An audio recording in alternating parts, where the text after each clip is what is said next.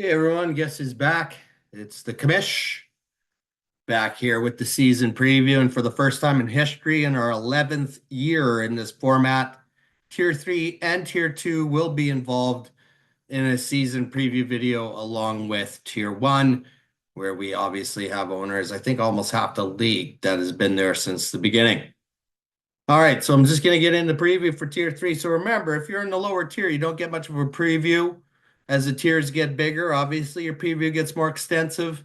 I'm not going to go into going through each game in the schedule here in tier three and figuring out what your projected records would be, but I will show you what I've come up with for you today. And just going to start sharing my screen here, so just give me a moment, and we'll get into this preview here. So. All right. All right. So 2024 season preview, tier three. Here we go. So, what do the experts say? So, I'm going to show you this in a minute. But basically, Fantasy Pros. Okay. So, I do have a Fantasy Pros account. I don't use it to draft off of personally. I do use it as a guide, though. I'm not going to lie. But I do find that their rankings are not where I would have mine. But here are the predicted records for Fantasy Pros, and I'm going to show you in a moment. But basically, the playoff teams for Fantasy Pros, 6 teams make the playoffs, 2 get the bye. Here in Tier 3, the top 2. And then, of course, the 3 division winners get in no matter what. And then 3 wildcard teams, and then 6 consolation teams with 2 getting the top 2 in the consolation, getting the bye. And remember, if you win consolation, you win first overall. Okay, so you have to fight till the end because why? Because you could get first overall for next year. All right, so the playoff teams, they got Bishop Sycamore, myself and family discounts, Purple Unis, Legion on Zoom, Fear of the Fallen, and Silver Bullets being the last team sneaking in. For consolation teams, they got Big Dog Gotta Eat, who joined us late. Happy he's joined Pink Haired Armadillos and Orion. He fell from tier 2 last year. He's also obviously a consolation team here in tier 3, so didn't improve much. Center Tiger 21, Digs in a Blanket, New England Turncoats, who I just criticized publicly online. You can see obviously Fantasy Pros criticizing him as well. And then Sandusky Sandman, I will say this, Sandusky Sandman, you're probably one of my favorite owners. Why? You took on this team that had no draft picks. It was basically going to be a wasted year for you. I kind of hope you win consolation because obviously you're taking this year off to get better for next year. And I just want to say I really appreciate it because a lot of people do not take on teams like that. Okay, so do want to say I do appreciate that. So I do want to show you the Fantasy Pros rankings here. Here's what they do have a lot of parity in the league, as you can see. But Bishop Sycamore, they got projected at 8-6. Myself at 8-6. Purple Unis 8-6. Legion on Zoom 8-6. Fear of the Fallen, Silver Bolt 7-7. I will add that remember in the Wffl format, the first 13 weeks are scheduled. Week 14 is flexed to reflect the best matchups or most important matchups. So some of these teams that you can see are 7-7. Those could be honestly playoff games in week 14 when I set up the flex schedule. You can see Sandusky Sandmen at 5-9, considered the worst team in the format. And then odds of becoming champion, 17%. Family discounts myself has the highest odds, 15% for Bishop Sycamore, 14% for Purple Unis. And then playoff odds you can see are listed there. I just want to say I am excited about this new crop here in Tier 3. I will say this league is meant to be based on reality. So what do I mean by that? Well, you see the rosters are very deep. The other thing is we draft before the preseason starts. Why? Because when an injury happens in the preseason, it should hurt your team just like it does in real life. In tier 3, not quite as much because it's not quite as deep, but you will see as you move up the tiers. And then, the other side of the equation is, yeah, okay, the trading activity and stuff. It doesn't happen right away because let's face it, people have a full roster. They want to see what their team can do. But trust me, the trade activity picks up in this format as you get closer to the deadline. You sell 5 and 10 if you think you're going to move up the tier. Trust me, you take that chance. I've had lots of teams do it. But remember, if you lose, you're in trouble the next year, just like you saw with Sandusky Sandman with the owner before him. But that owner before him is now in tier 2. So just take that into consideration. Lessons from the commish. I'm proud to say I'm really excited to see what Tier 3 can bring this year, and good luck to everybody in the format here.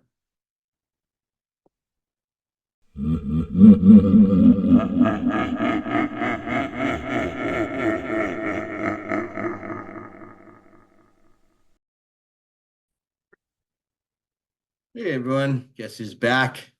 It's Kmish, back here with the season preview for Tier 2.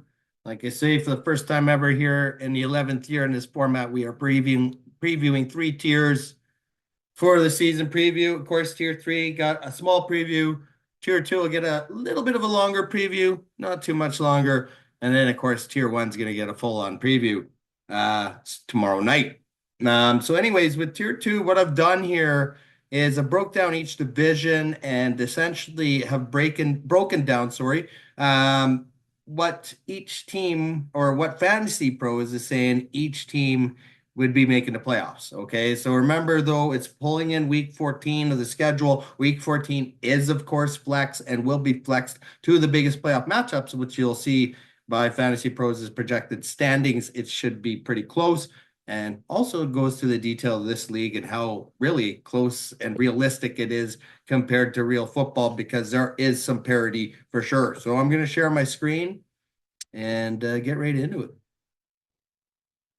So I'm going to start by talking about the teams first, and then essentially I will show you what Fantasy Pros has for you folks in Tier 2. So in Canadian Division 1, I'll start there. They got myself as the top team in the division with my nephew, Kalen, the mother Tucker, ending up number 2.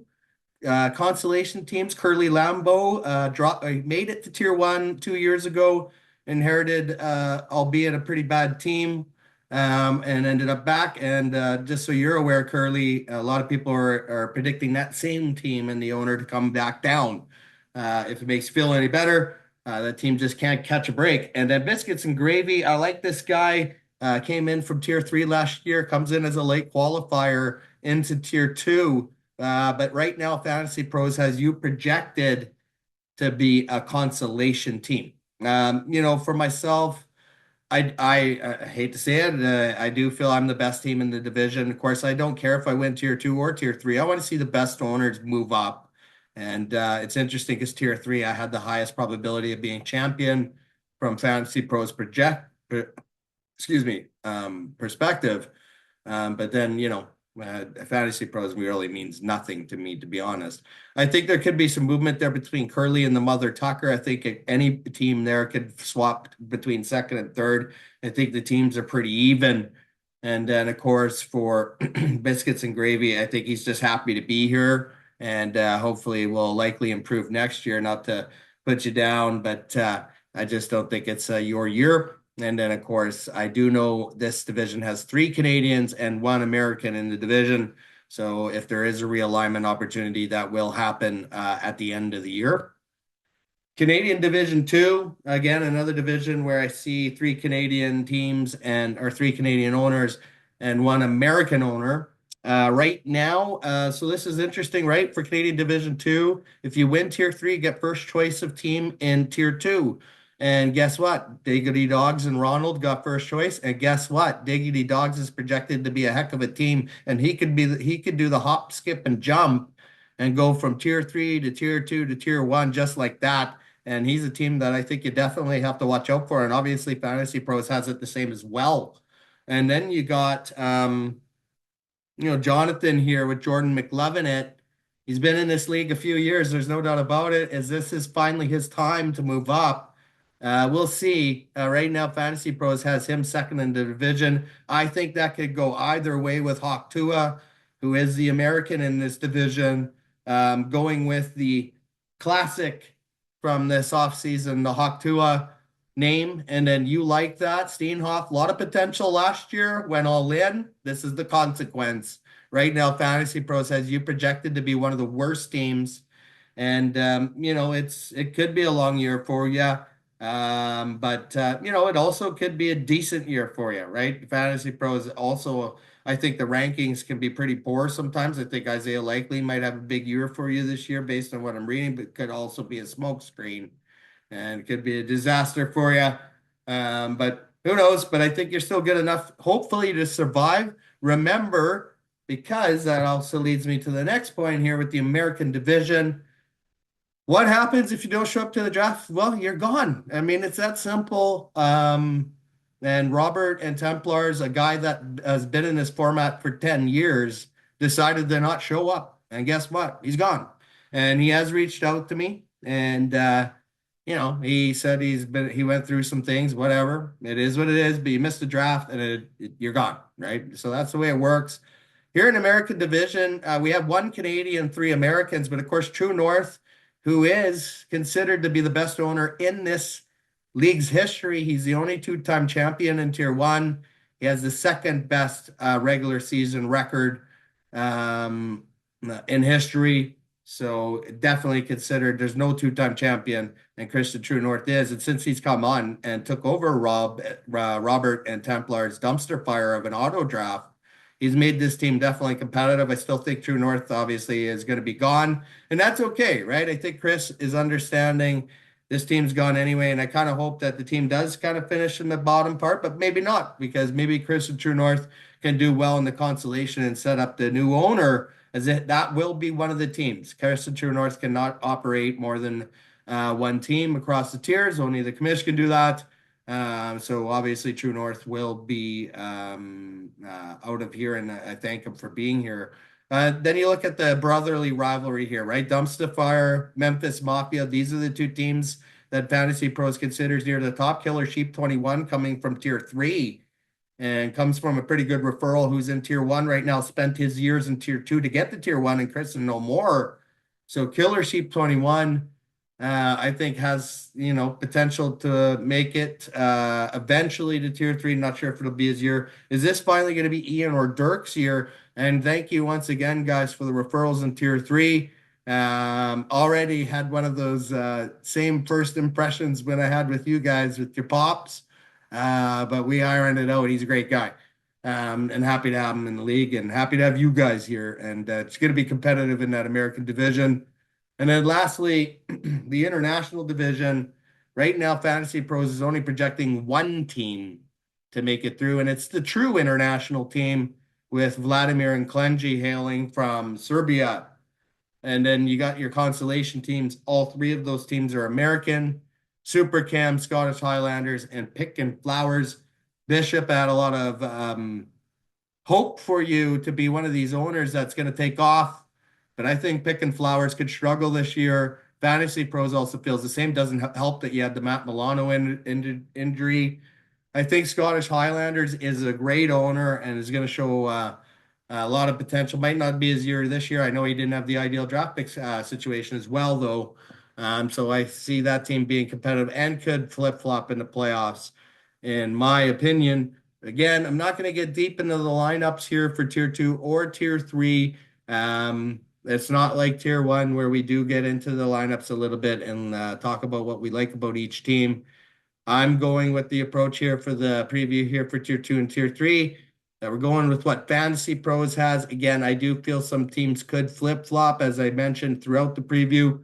And this is where I do now just want to show you what Fantasy Pros has to say about the league now. So I'll go over here, and as you can see, they have Diggity Dogs finishing atop of the league at 9-5, 86% playoff odds, 15% a champion. Then myself, 16% champion. So I will add Tier 3 and Tier 2 have me as the highest percentage owner to be champion. That upsets me. I want the owners here in Tier 3 to Tier 2 to be better than me to make it to Tier 1. I can tell you my odds will not be like that in Tier 1 this year, as Chris at True North will attest to. And then this is interesting, right? For Dumpster Fire and Memphis Mafia, they have Memphis Mafia ahead of Dumpster Fire right now. So maybe that might be part of the head-to-head matchups. I can't wait to watch these two go to head-to-head. Kalen, my nephew, and the mother Tucker. Can he finally get out of Tier 2? His brother fell to Tier 3. Does he suffer a similar fate? Doesn't look like it according to Fantasy Pros. Again, Jonathan, yeah, how many years have you been here, bud? And, is this finally your year? Yeah, they're projecting you to be a playoff team. Vladimir, you've also been here too long. And then Killer Sheep 21 showing great potential along with Super Cam Sven. Well, you fall into tier two, and right now it's saying you're going to stay in tier two. So it'll be interesting to see if you can get your way back. And then we got Hawk Tua, Scottish Highlanders, Biscuits and Gravy, Picking Flowers at 6 and 8 is what Fantasy Pros has to say. And then you like that and True North, and then you look at Scottish Highlanders. This is funny. Less than 1% chance of becoming champion this year, and only one team will move up. So unless there's a retirement and another team does move up, because we do want it to still be competitive till the end. With Robert, he got kicked out, so only one team is literally dropping here if you think about it, because True North and that team is already going to be available to the tier three qualifier, and the team that drops from tier one. So it's exciting. I would be curious to get everybody's feedback on how they feel about what Fantasy Pros has to say. Is it way off? Is it pretty close? And I just want to say I want to thank a lot of you guys, especially some of your new owners. Bishop, you've brought me a lot of great new owners to this league. A lot of them are there, a lot of them not making the playoffs. So I hope they're enjoying the competitiveness of this league. And I will also say I hope they're also enjoying the realism of what it would actually feel like to manage a real team. Good luck to everyone this year.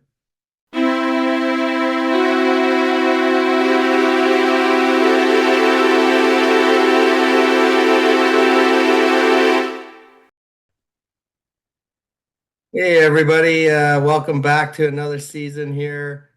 I know Sean and I are really excited to get the season preview going here for 2024.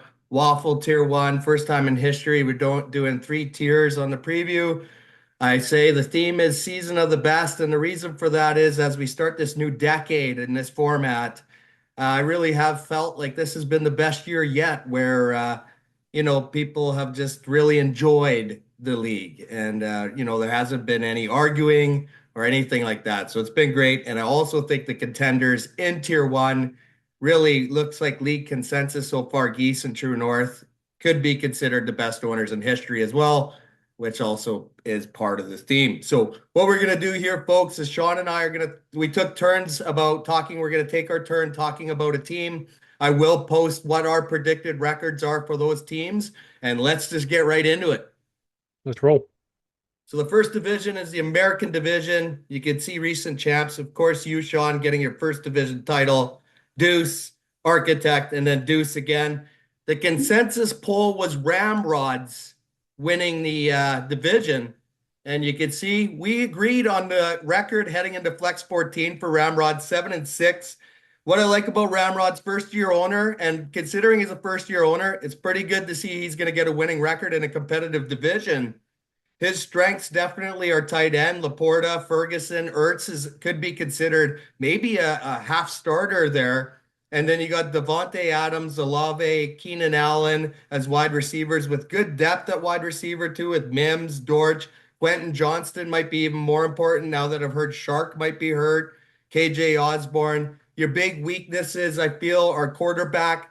Matt Stafford, he could be an injury concern. Derek Carr, he's a bum, let's face it. And then your defensive backs, you have a lot of corners. They're boom or bust. They're not going to get a lot of tackles, though. So that's not going to get you a lot of points on defense. And, the pick I think people are going to talk about with you is you going Jerome Ford at 2-1 with your first pick, right after Sean picked D-Hop, turning his back on Jerome Ford after last year being a key contributor to his team. So that'll be interesting to follow for your division. And then next, well, Sean, congrats on a championship year, man. Well deserved. You've definitely proven yourself over the last few years. You have a winning career record now. Looking at how you see yourself, you got yourself going 9-4. I got you going at 8-5. I don't think you're going to let go of the American division. I think you're still good enough to win the division. The schedule works out for you. The other thing I was shocked to see, you have the second most playoff wins in history, or second best record at 6-2 in the playoffs. Your team's built to win in the playoffs. Your strengths, running back, C-Mac, Joe Mixon. I do think Kendre Miller could be a bust for you, though. That bears watching. I did hear Pierre Strong is ahead of Dante Foreman in the depth chart, though, in Cleveland. So that could work out for you. Quarterbacks, Lamar, he's going to put up big points for you. Drake Nahee, he could end up being pretty good. Who knows? Your IDPs are solid. You got great defensive backs, Brisker, Thompson, and Hamilton. Big strength of your team. I think weaknesses, tight end, you could be in trouble. I mean, your tight ends week one, I don't even see your tight ends getting a single point for you because Hunter Henry's hurt.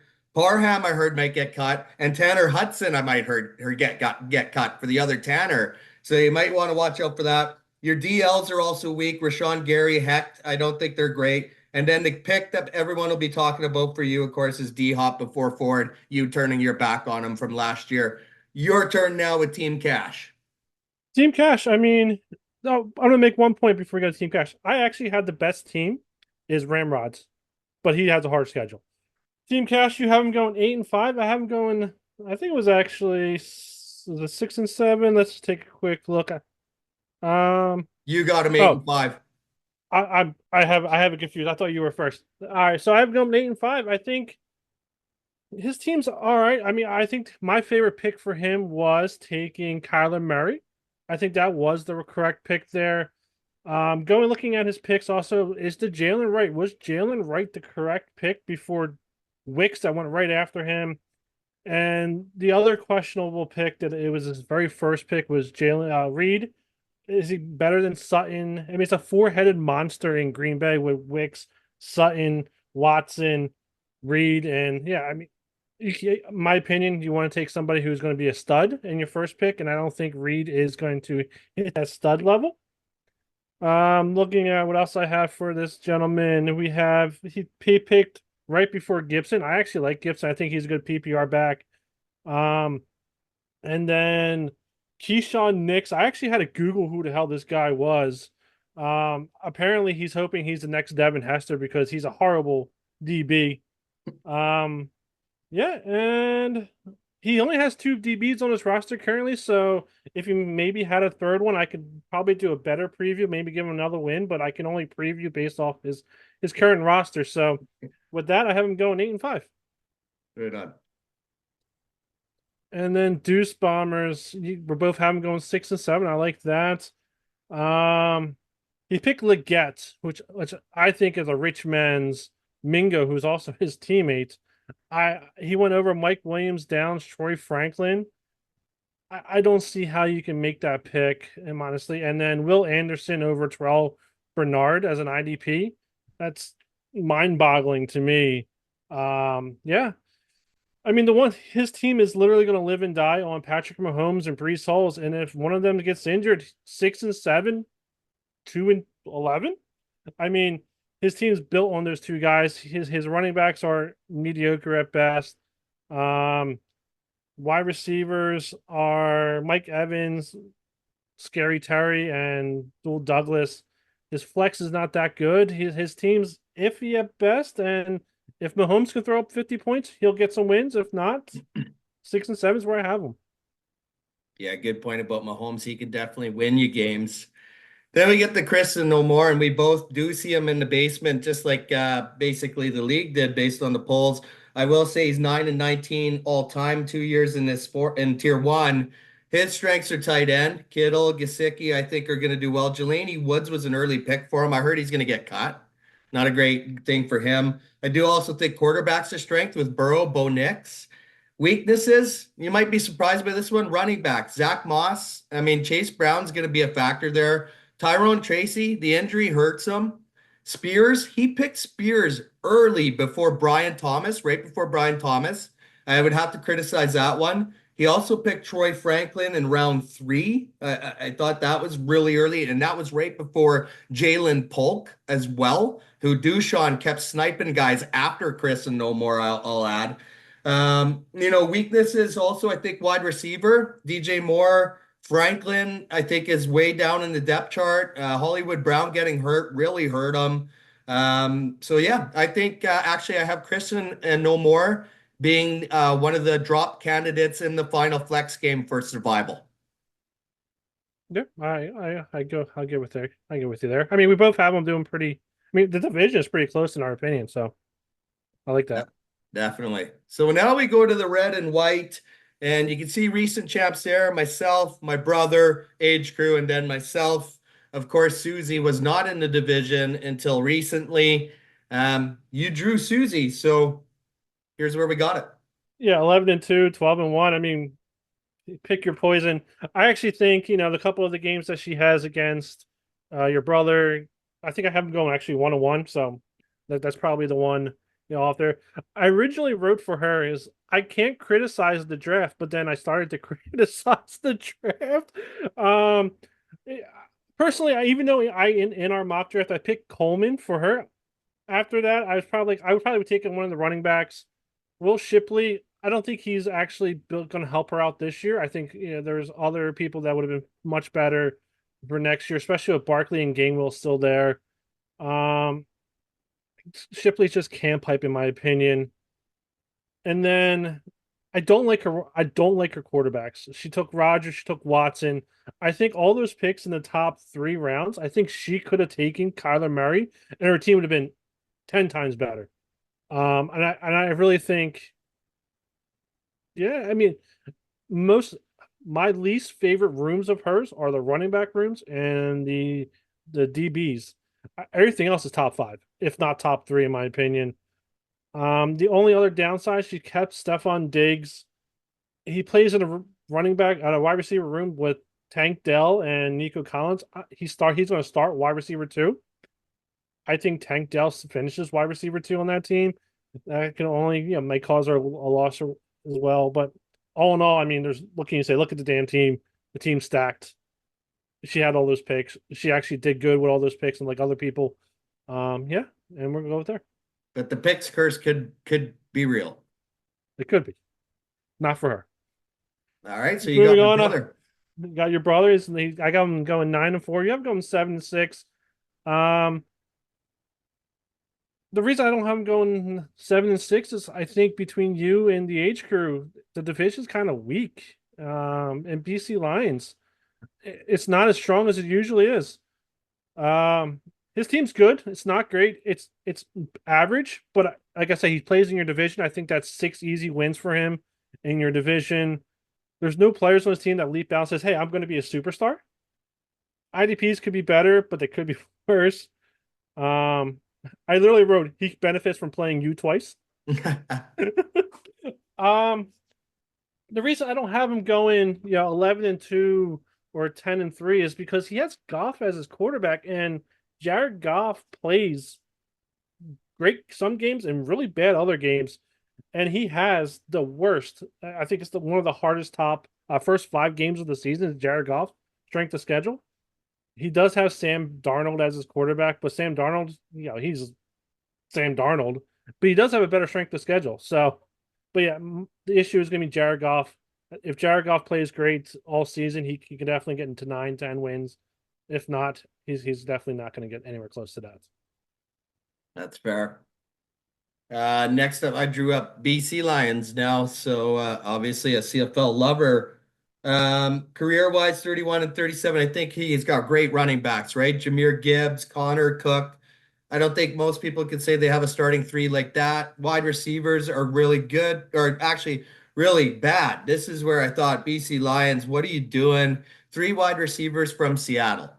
I don't understand the strategy there. He also went Tyler Lockett, and you went D Hop right after. D Hop's I think WR1 there, right? I mean, how do you not go with D Hop and then also Jerome Ford? And there were some high quality tight ends that went off the board also after. I didn't understand the Lockett pick. The QBs could be a problem. Caleb Williams is still a rookie, let's not forget. And also very weak tight ends. Jawan Johnson, Knox, Holker. I think BC Lions is going to struggle, but still got him going at 6 and 7 because, like you said, the easy division. Next up, Age Crew. You got him doing pretty bad here at 3 and 10. I don't see him quite as bad, but I still do see him going bad. 5 and 8, 32 and 36 lifetime. He's made the playoffs once in 5 years. I think his strengths are he does have a pretty good wide receiver depth. Christian Kirk, Deontay Johnson, Waddle, Cooks, Andre Iacivas, I think you say it that way. And he's got a few decent backups as well pretty well rounded IDPs. I do see good guys like Burns at DL, linebacker. He's got Bolton, Luvu, DB, Holland, Harrison Smith. The weaknesses for sure are running back. Mostert is this year he finally gets hurt. He has a hurt running back at Keaton Mitchell. Tight ends, I think they're weak too. Musgrave, Everett, and then, also the pick that'll be talked about most for him was Brian Robinson before Worthy and Brian Thomas, and not going rookie with a wide receiver. Perfect. And next up, we have you. I have you going 2-11. You have yourself going 4-9. I'm going to start with the good things. I love Jordan Love. I think he's going to throw the most touchdown passes this year. That's my prediction. And if we just started one quarterback and only, you'd be great. But your team has too many what's if scenarios. What if Bigsby gets playing time? What if McMillan is wide receiver 3? What if I didn't draft Sauce Gardner? What if Kareem Hunt and or Davin Cooks finds a team? What if the Steelers do not trade for Ayuk? Unfortunately, those what ifs don't win you games. And literally, like, your team is a whole bunch of what ifs, and they are all mediocre. And you played the two of the best teams in the league. If not, I think you also played True North. You play myself. 2-11. Maybe if Hunt and Cook get on the team, you can maybe get the 4. I don't see it. But at least you play always shitty. Yeah, well, I mean, right now, based on it, I have myself playing no more in a survival game at the end of the year. And based on your records, you also have me in a survival game for a team that's about to be named later on. All right, so we go to the Maple Leaf division. Billsy Bob's won his first title last year. True North, Storm, Green Lightning. So if you look at that, almost all original owners here, it should be the Sixes' turn, right? But we'll see. So let's get into it. The polls, the consensus by the league, True North. I mean, you got to consider True North the best owner in history. He's the only two-time winner. He's second in career regular season standings with myself with 81 wins, 54 losses. I mean, just unbelievable record. 8-3 in the playoffs, best playoff record. His strengths, wide receivers. If CD Lamb signs the contract, of course he's going to be a top wide receiver. Cooper Kupp, I heard he's back to form. Devontae Smith is a great compliment and a great WR3 for him. Then you throw in Malik Neighbors and Jalen Tolbert, Bateman and Parker Washington. Great wide receiver group for Chris. Great IDPs across the board. A DL, I see Daniil Hunter. Linebackers, I see Singleton, Akarike. DB, I see Love, Delpit, Bates. Great IDPs. Weaknesses, tight ends. Again, I've been saying weaknesses, tight ends for a lot of teams. Kraft, Higbee's not even going to be there, right? He's not playing. And then bear with me on this one. Could Daniels be a weakness? Remember, he's still a rookie quarterback. They don't have great wide receivers in Washington. I mean, there's talk Olamide Zacchaeus could be the number 2 there. I mean, that's pretty poor wide receiver group. His picks, he had a great draft. So many great picks. True North, you nailed it this year in the draft. Yep, I agree. I have Green Lane going 6-7. You have him going 8-5. I have him starting 1-4. However, this is the new American division. This is the American division from 2, 3, 4 years ago where anybody can win this division. It's literally. So I wrote a little script, looked at past history of each players and what the average against the team they're playing. That's kind of how I came up with my predictions. And each one is, within a point or two of each other. And with everybody having, not good, everybody's actually better. There's no teams having, fully stacked, bench players and starters. And then IDPs, you throw IDPs in there. IDPs can score you 3 points, or they can get, that 10 tackle. It's impossible to do this division, and you just got to go with your gut. So 6-7, but again, he can start 4-1, 5-0. He took Shakir over Watson, Hopkins, and Sutton is iffy to me. I like the IDPs. I like his IDPs more than I like his offensive players, to be honest with you. His running backs are okay. His wide receivers I ranked 10th or 11th in the league. For me, the biggest wild card on his team is Justin Herbert. It is the Green Lightning for him. His wide receivers are new, but I actually think they might be better. I mean, they're younger. I think they're better. Keenan Allen was getting a little older, a little slow. He's never was never really fast guy. He's always taking the short catches and running with it. Um, the running back room there is new as well. If Herbert does well, watch out for green lighting. He actually could take the division. Or if Herbert is what he did last year, I should think Herbert finished fourth in the league last year and for points for quarterbacks. But there are too many variables that I think, in my opinion, go against green lighting, and that's why I go 6 and 7. That's fair. And you know what? One thing I picked up on there is what you said, any team could win the division. And that's why, I got to throw the disclaimer. I swear we say the six is going to do good every year. He falls flat on his face every year, right? I mean, let's face it. But if you look, I got the three teams there going 8-5. So when you say anyone can win in this division, I think you're bang on. The six, you passed him in career wins. You got 69. He's got 68. You moved up to eighth all time, the sixth, ninth all time. The six has never won a playoff game in his career. This is his 11th season. He's 0-3 in the playoffs. I'm sure he wants to win one. His strengths, well, I think even though I criticized it, quarterback CJ Stroud could be a quarterback of the future. Baker Mayfield's a capable backup. Wide receivers, Debo, Worthy, Samuel, Slayton, all these guys should get pretty decent playing time for sure. The weaknesses, DL, Leonard Floyd, Tua Palioto, Derek Barnes, verse? Nah, that DL group ain't gonna do it for you. Tight end as well. Here's another team. Tight end, the weakness. Schultz, he's just not going to be, one of the top targets in Houston. Okonkwo, I heard, is losing the job in Tennessee. All right, so that's a weakness. The pick that everyone's going to be talking about, well, you picking Okonkwo in round 4 before other tight ends, Mike Gesicki and Greg Dulcich. That's the pick that I think everyone's going to talk about. But disclaimer, we always think the six is going to do good every year, at least recent history, and he seems to fall flat on his face. Yeah, and then moving on to Krista and Storm. I ever going 8-5. You ever going 7-6? I mean, I think one year I picked her to go 12-1 or something like that, and she was pretty close to that. But the team is not the same powerhouse that it used to be, in my opinion. My favorite pick, honestly, was the Wicks pick. But again, it's four-headed monster. But you could probably argue should she have taken Jerry Jeudy, Gabe Davis in that room. And then the other one was Tyler or T-Law, was he picked too early? I think she could have probably picked oh god, why am I drawing a blank on the dude from Myers, the Myers wide receiver for Vegas. I think she could have taken him because I think he went right after. Or picked Irving or the running back from Tampa Bay. I think she could have got more points that way and then went on the back and she could have gotten T Law or even maybe Kyler Murray. I think Kyler Murray would have went after her pick. I think she could have got more offensive players than if she would have waited. But yeah, and then she has two running backs from the same team. Jalen Warren's injured right now. Najee Harris is obviously a good player, not great. But if I had to pick any running backs from the same team, these are probably the two that are probably both going to get 10 to 15 points a game, especially with that offense. Those quarterbacks looking like I could probably do better or just as good. But yeah, that's why I'm going 8-5. All right. And then the last team we're featuring here in the public's not that high on him this year, even though he won his first division title last year.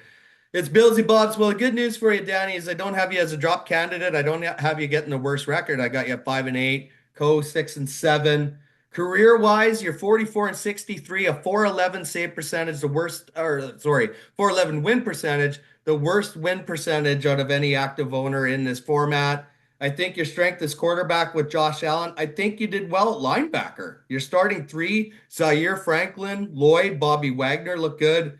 Again, weaknesses, I'm going DL though. Kobe Turner, Zyler and Clowney don't scare me. Your DBs don't scare me either. So you did good at linebacker, but your other IDPs are pretty awful. I think the picks that everyone's going to be talking about for you, because they were your third and fourth pick, because you did go all in last year. You went in rounds 5 and 6, Bobby Wagner and Devin Lloyd. So you went back-to-back linebacker. I thought it was a great move for you, right? I mean, linebackers get a lot of points in this format now with the kind of recent scoring to sleeper. And, you could have went offense there, but, the offensive players available in those rounds were all around the same caliber. whereas you had the option to get two premier linebackers and you did it. So I thought you did a good job there, Danny. And I do think you survived for another year. All right, so we I go to will. the international now. You can see recent champs, Swahino, Geese and Susie when she was in the division, Swahino and Sabatica. Is it Swahino's year again? The public is high on Swahino to win it again this year. And let's see where we have him here.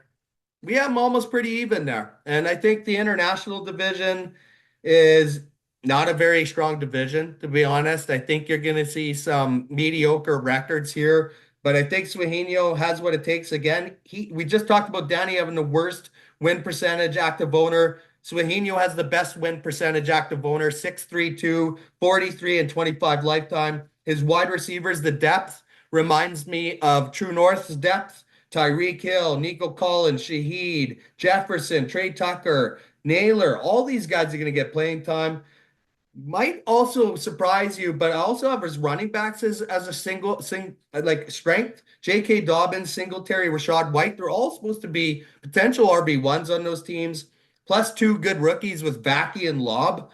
The weakness is tight end. Again, here I am on tight ends. TJ Hawkinson, that was his first pick. That's the pick that everyone's going to be talking about. How do you go with an injured guy right away? He's not going to be available for a while. So, and then he also has Josh Oliver, which I don't think he is going to be the replacement for Hawkinson. So I think his tight ends are horrible. And then the only other weakness I could find was on team defense, and he's got the Raiders. So I picked that as a weakness as well. But I think Swahino, I think, could win another division title this year. For sure. All right, we got Trustin Fields. I have him going 6-7. You have him going 6-7. Um, I'm actually going to start a little differently than I usually have to been. I think the worst pick that I would say anybody made, actually second worst pick anybody made, was Sanders, the tight end for Carolina, over Dallas Goedert and Jake Ferguson. Like it might be the worst, but it's definitely top two. And then he went Esteem over Prince, where Prince has been praised, talking about how great of a backup he's going to be this year. He doesn't take him. Christian Washington was the correct pick, in my opinion, there. I like Ben Sinnott. I think he actually is going to be pretty good this year. You talked about the wide receiver room for Washington. I think Ben Sinnott is actually going to fill some of that gap and actually get some points there. David Montgomery is in a timeshare. It really comes down to, can he keep at least 40% of that timeshare? I mean, Jameer Gibbs is a beast. The dude is he's gonna take over at some point. Hopefully, it's next year for Trustin Fields here. And yeah, 6-7, his team's mediocre. He plays in a weaker division though. If you moved him to the division with the sixth, 2-11, maybe probably is what I would have him at. So yeah, he gets lucky with a weaker division. Yeah, I think good brotherly rivalry there though with Eric and Finn. They're bros, so Yep. all right, Sabatica Spartans. So here we go again. 6-7 seems to be the theme in the international. If you look on the board right now, 5, 6, and 7 records. Talk about mediocre. And talk about mediocrity. Sabatica, 500 across the board, 34 and 34 lifetime, 3-3 in the playoffs. He's a 500 kind of guy. He's 50-50 no matter which way you go. I think the strength is Hurts at quarterback. I think he still puts up big numbers with AJ Brown and his escapability. Finally, I pick a team that has tight end as a strength. Catching Kelsey always seems to be wide open. Not sure why. He can catch behind the back passes, whatever he wants, really. As long as Swift is up there, he'll put up big numbers. Fryermuth and then Dulcich, also good tight end depth there. Weaknesses, I think it's running back. He has two rookie running backs there, Corum, Marshawn Lloyd. I don't think they're going to get a lot of snaps, to be honest, early on. Gus Edwards in a timeshare with J.K. Dobbins likely, so I think running back's a problem for him. Also think DL's a problem. Preston Smith, Bryce Huff. Those DLs don't scare me. And then the pick I think everyone's going to be talking about is how he sniped guys after Chris and no more. Brian Thomas after Tajay Spears, and then Jalen Polk after Troy Franklin. Both just the picks I would have went there, and Sabatica got them, and No more, unfortunately, I think really shit the bed on those picks. Typical. And we're looking at always shitty, AK, too good for a name. Honestly, looking at his team, I don't even know how. I don't know how you got him 4 extra wins. I'm really surprised on this one. Looking at his roster, it is literally 4 players. He has Justin Jefferson, St. Brown, McBride, Brian Robinson, and Brian Robinson could be in a 50-50 timeshare. Looking at his picks, you know, and he took the wide receiver 4 on a team that you said probably doesn't have any good wide receivers, aka McCaffrey, Washington over Javon Baker. I mean, that is the third worst pick in the draft, in my opinion. I mean, come on, what are you doing here? And then I like the Corley pick, but everybody else is. I don't know how he's going to get over 150 points a game. I don't see it. And yeah, I mean his IDPs are okay. They're not great. I mean, he has I don't know. He's got Kirk Cousins coming back from ACL industry. Can he actually move? Most quarterbacks coming back ACL industry take 18 weeks or 18 months to come back fully. I don't see it. I don't see it. You if your team is not that good, you cannot trade for the Justin Jefferson. You can't do it. Marvin Harrison would have been a good pick. You would have had 2 other good picks. You could have probably taken the division with 2 other good picks, and Justin Jefferson, JJ McCarthy. JJ McCarthy was definitely going to go there. The guy can't even throw the ball. Sorry, I'll That's see you in a fair. And couple of you years. obviously have been playing me for survival. Just to let you know, Sean, we got 9 minutes left, so I'm just gonna Perfect. Let's kind roll. of speed through a little bit here. So get her done. You got him 4-9, 6-7, first year owner. Worst pick of the Obviously. Oh, that's you. worst pick. Sorry. Worst pick of the draft. Likely Isaiah Likely over anybody else who came after. Worst pick of the draft. Yeah. And really, the worst pick of the draft, Ferguson. Mike Williams is returning from the ACL sprain. Back-to-back backup running back, Bears running backs. I mean, that's the hardest part. Taking Mingo over anybody. I did love the Jordan Mason pick, so all is not horrible, but that's about it. I Jordan didn't like Mason. half of his picks. Yeah, Jordan Mason finally is, the true backup there, I think. exactly. All right, so drop candidates. This was based on the poll, so obviously too good for a name you have as a drop candidate as well as myself. Myself, I have versus no more, so not great. I mean, if I do fall, you and I will have to discuss what we're going to do as far as being the commish moving forward in tier one. I hope I don't fall. I don't think I'll fall. I think I am better than no more, and I do think I'm better than too good for a name. But it's my schedule, and you know that. Any comment here on drop candidates with 7 minutes to go? Yeah. I mean, I think there's a couple other teams that could probably squeak in there. The age crew, depending on if you can squeeze if some IDPs. I think this is a good 5 if you just throw make it 6. But yeah, I think this is it. I think people are going to survive. I think you're going to see a lot of trading early this year versus more towards the trade deadline. I think you're absolutely right. And it talks about how good the owners are now here, Sean. The Hmm. format is finally really did what it was supposed to do. Yeah, And then champ candidates, and this was just based on what everybody said they had as division winners. There was the other as well. I do feel, your top 2 teams are True North and Fighting Geese, and that's why I picked the theme season of the best, because I do think they are the 2 best owners if you look at history and statistics, if that means anything to you. Sean, I'd love to hear you chime in though, because obviously, based on what we said, we have you winning the division again this year, which would consider you being a contender. Do you feel yourself defending that title this year? I need to make some moves. My flex can help me win the division. It can help me win the league. It's too depleted. That's fair. But everybody, I mean, like I said, even Green Lightning, you can throw Green Lightning in there. If he gets a couple hits, I think he can pop in 7 or 8, and I think he can make a run for it as well. Um, the Team Cash, I think, also can probably squeak in there if you would a couple trades. I think it's going to be who trades quickly, who could build those flex players. Anything's possible. I mean, you might get a couple IDPs that get 30 points that week, and then you might win. Anything's possible. That's fair. Well, I gotta say again, congrats on last year's title, man. Great to do this again for you for an 11th season. Exactly. As we enter a new decade in this format. I'm excited to drop the video tonight. I'm excited to see what happens this year for everybody. We're not too far away. One more preseason week. We'll see if any more injuries impacts anybody.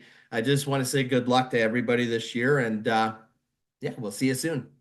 Don't forget there's a Friday night game. Nah, that's fine. I was gonna say, don't forget there's a Friday night game week 1. Love it. All All right, right, man. Sean. Always Peace, a bro. pleasure. I'll see you, man. Bye.